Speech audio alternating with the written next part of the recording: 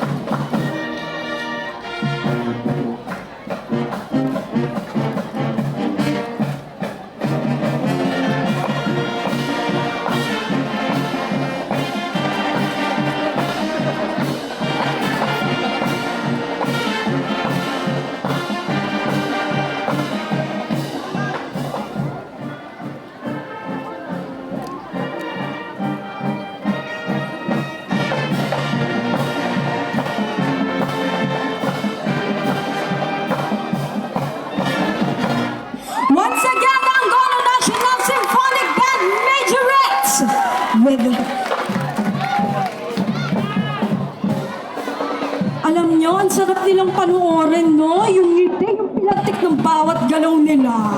Yes, and also the costume and the looks ng ating buong banda. Also, what a breathtaking performance coming from the Angono National Symphonic Band, the epitome of true smile. Yes, and before we move forward with our next group, mag-a-announce po muna ang ating Angono Tourism Office. Kailangan natin ng kaunting kaayusan. Hello po, magandang hapon po sa ating lahat. Ito po kasing area na to ay hindi po pwedeng maraming tao dahil babagsak po ang ating LED. Pakiusap po namin both sides, left and right, baba po sana lahat.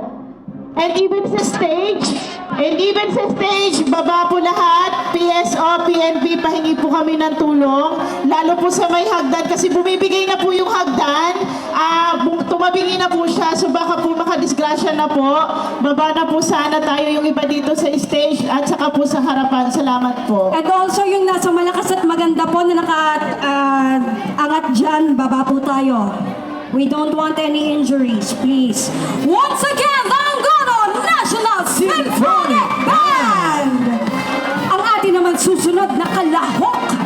Mula sa limang magkakaibang pinagbuklod ng iisang hilig sa musika, itinatag ang Angono Unity Band 5 noong Mayo 31.